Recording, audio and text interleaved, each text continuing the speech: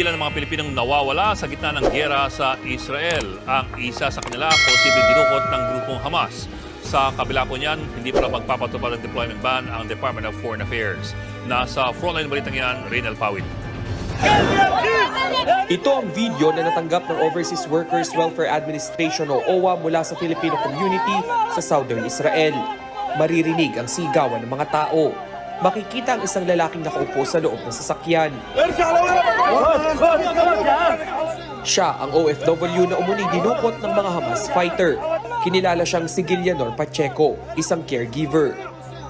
Ang kanyang asawang si Clarice ang positibong kumilala sa mister. Kwento ni Clarice sa News 5, nakatanggap pa siya ng chat mula sa kanyang asawa nitong Sabado. Nag-abiso pa raw si Gilianor na pinasok na ng Hamas ang kanyang pinagtatrabahuhan sa lungsod ng Ashkelon. Ang Ashkelon ay nasa 13 kilometro ang layo sa hilaga ng Gaza Strip na siyang kuta ng Hamas. 1:28 po yung last na chat niya, sir, pero tulog pa po ako noon.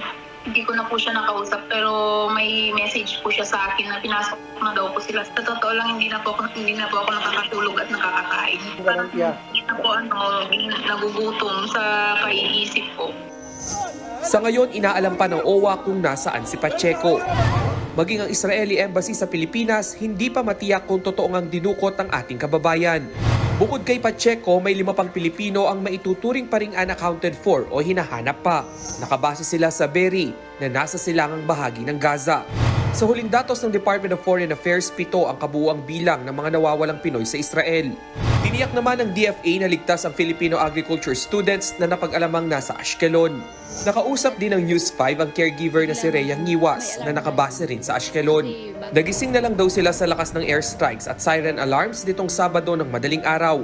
Sa sobrang lakas ng pagsabog, halos tumilapon daw si Rhea habang nagmamadaling pumunta sa bomb shelter. Hindi pa nagsisink in sa akin yung Tapos, lalabas sana ako sa pinto ng shelter room. Biglang may alarm na yung...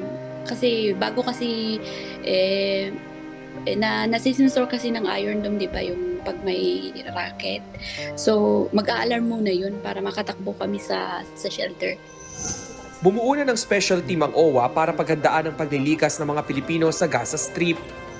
Dito naka-ready lang tayo for full clearance para mailikas natin yung ating mga kababayan. We can bring them all to Tel Aviv. Nagtayo na rin ng war room ang OWA sa kanilang tanggapan sa Pasay para sa mas pinaigting na pagbabantay sa sitwasyon ng mga Pinoy na naipit sa giyera. Pero sa kabila ng tumitinding gulo sa pagitan ng Israel at Hamas, hindi pa raw magpapatupad ng full deployment ban ng DFA sa Israel.